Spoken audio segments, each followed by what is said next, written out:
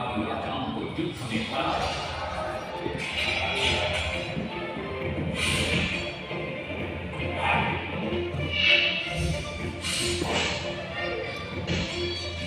और उनके राजकोष पर कब्जा कर लिया।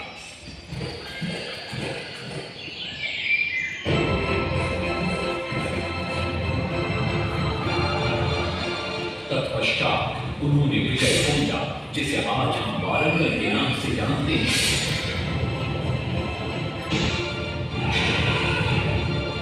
कि काकतीय वंश के राजा गणपति को परास्त किया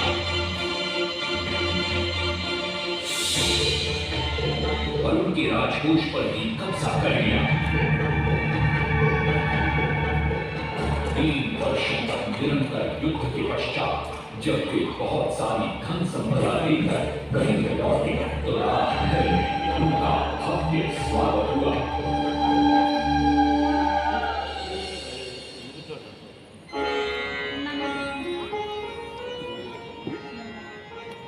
राजमाता कस्तूरी देवी पुत्र नरसिंहदेव की वीरता से बहुत प्रसन्न हुई और पुत्र के सामने अपने मन की इच्छा प्रकट की।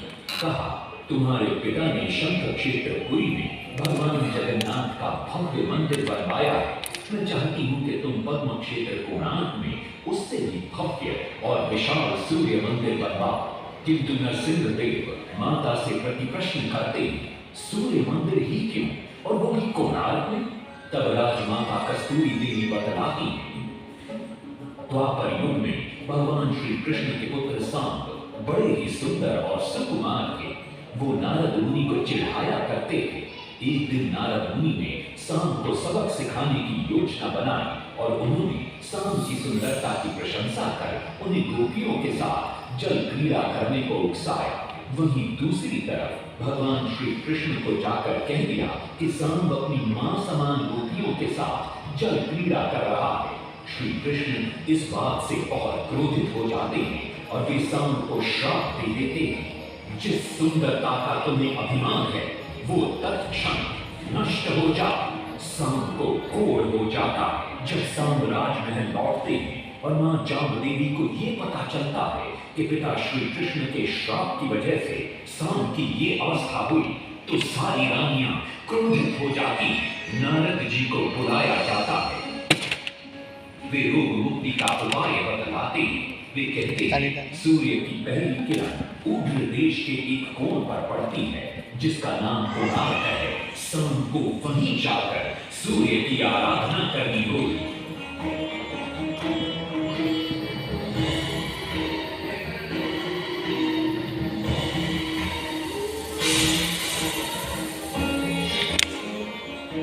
बहुत ही लंबी और कठिन यात्रा के पश्चात सांब अपने सैनिकों और सेवकों के साथ कोणार्क की चंद्रभागा नदी के तट पर पहुंचते हैं और नित्य प्रातः स्नान के बाद सूर्य की आराधना आरंभ करते हैं।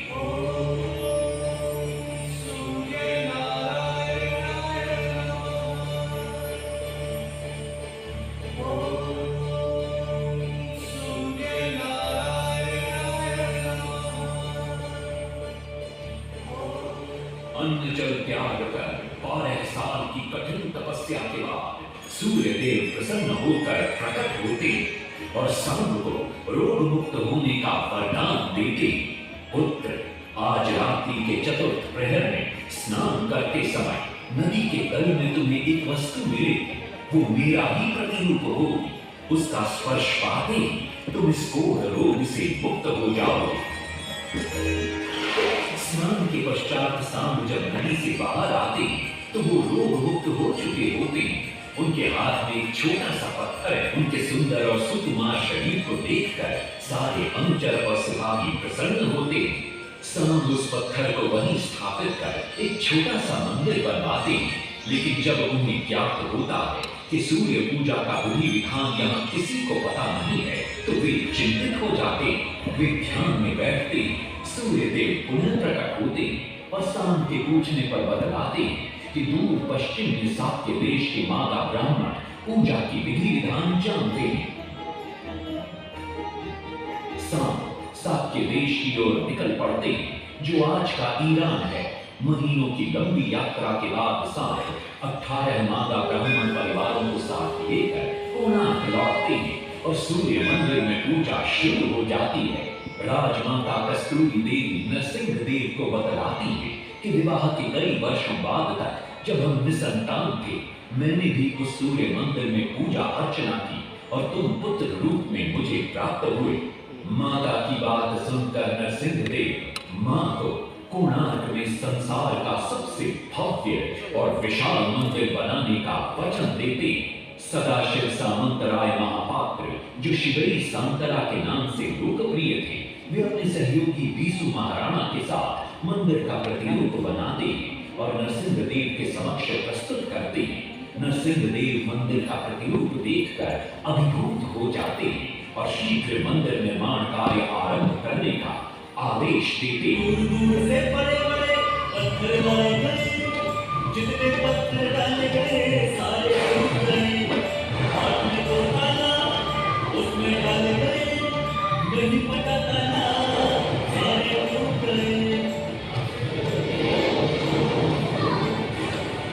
सिर्फ इंसान के रात हुए परेशान, किस विधि मंदिर बने। सिर्फ इंसान के रात हुए परेशान, किस विधि मंदिर बने। एक दिन वे चिंतामग्न कोणार्क लौट रहे थे, तभी उन्हें प्यास महसूस हुई।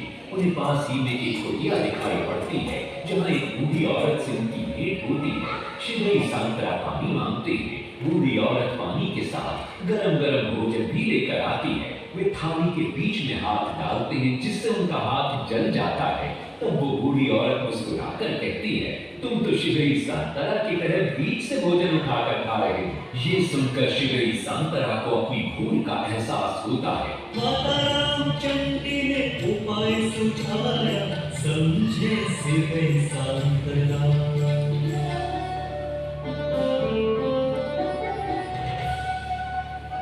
तत्पश्चात वो किनारे से पत्थर डलवाना शुरू करते हैं और मंदिर निर्माण का कार्य तेजी से आगे बढ़ने लगता है। 1200 शिल्पियों ने 12 वर्ष में बनाया। और एक साथ से दूरी सब जगह बसाया।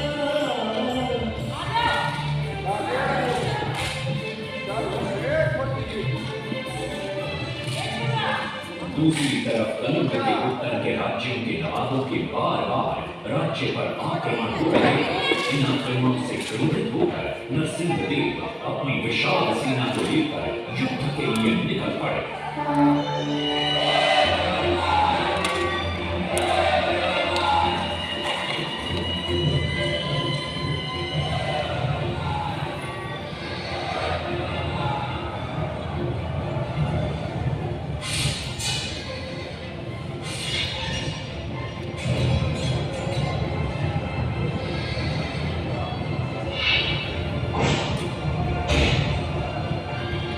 शक्तिशाली गौड़बंग के नवाबों को भी युद्ध में परास्त कर दिया और उनसे प्राप्त सारा धन अपने कब्जे में लेकर सूर्य मंदिर के निर्माण कार्य में लगा दिया।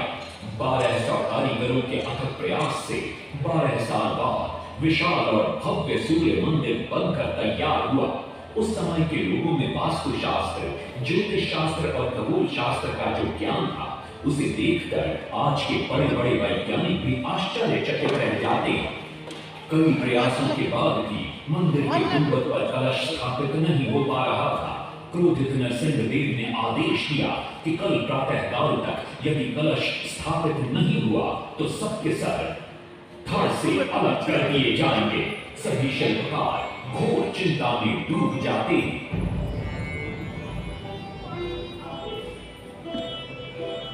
दूसरी तरफ मुख्य शिल्पकार बीसू महाराणा का 12 साल का बेटा धर्मपद सूर्य मंदिर के प्रतिरूप पर कलश बिठाकर प्रसन्न होता है और मां के सामने अपने पिता से मिलने की इच्छा व्यक्त करता है। मां अपने बागीचे के पेड़ पोटली में बांध कर देती है और कहती है, अपने कुत्ते बलिया को साथ लेकर कोणार्क जाओ। बलिया अपने मालिक को पहचान लेता है और बीसू महाराणा से निपट जाता है। धर्मपद अपने पिता को प्रणाम करता है और अपना परिचय देता है। सबको चिंता में देखकर वो अपने पिता से इसका कारण पूछता है। कारण जानकर धर्मपद कहता है, अगर आप आज्ञा दें तो मैं मंदिर के गुंबद पर कलश स्थापित कर सकता हूं। श्री सांतरा धर्मपद को अनुमति दे देती। धर्मपद गुंबद पर चढ़ जाता है और कुछ ही समय के प्रयत्न के पश्चात वो कलश को स्थापित करने में सफल हो जाता है। गुंबद पर कलश स्थापित होते नीचे गर्भगृह में चारों दिशाओं में लगे चुंबकों के आकर्षण से सूर्य महाप्रभु की मूर्ति शून्य में स्थापित हो जाती है। सब धर्मपद को कंधे पर बिठाकर खुशी से नृत्य करने लगते। तभी कुछ कारीगर इसका विरोध करते हुए कहते, अगर सदैव राजा को ये पता लग गया कि इस बच्चे ने कलश को स्थापित किया है तो किसी का बचना संभव नहीं है, इसलिए धर्मपद को मरना होगा। इस बात से श्री सांतरा बड़े क्रोधित हो जाते हैं। भीषण वाद विवाद छिड़ जाता है। ये सब देखकर धर्मपद गहरी चिंता में पड़ जाता है और वो सोचता है कि यदि मेरे जीवित रहने से इन सब का सर काट दिया जाएगा तो इससे अच्छा है कि मैं आत्म बलिदान कर दूं ताकि सबके प्राण बच जाए। और उसी पल धर्मपद नवनिर्मित सूर्य मंदिर के शिखर पर चढ़ जाता है।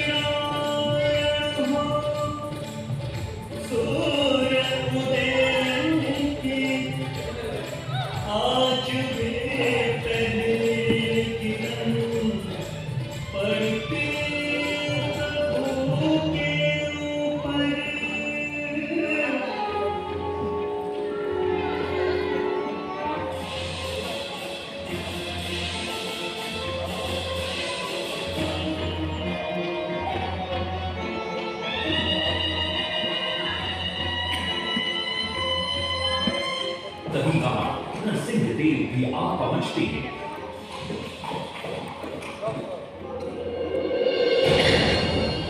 और सूर्य महाप्रभु को शून्य में स्थापित देख वे भी आनंद से भर जाते हैं और श्री सांतरा की भूरी भूरी प्रशंसा करते हैं।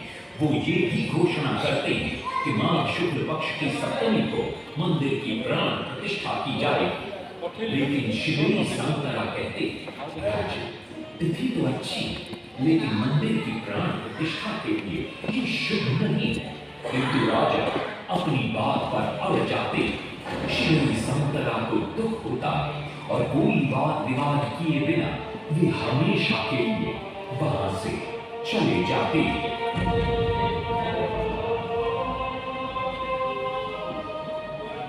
पूर्व निर्धारित तिथि पर मंदिर की प्राण प्रतिष्ठा संपन्न होती है।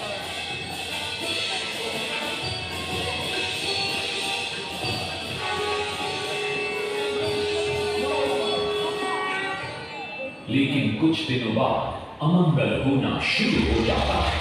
सबसे पहले विराट सिंह की मूर्ति नीचे आ गिरती है।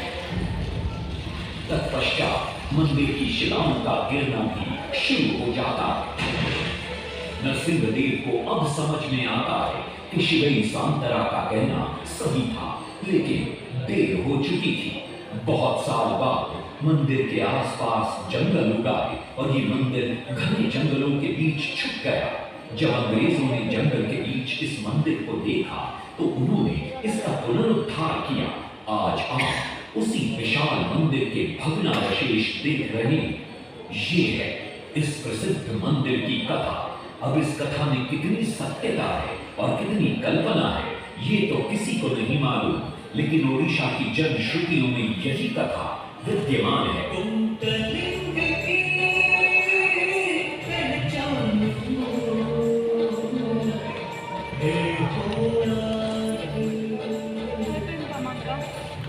If you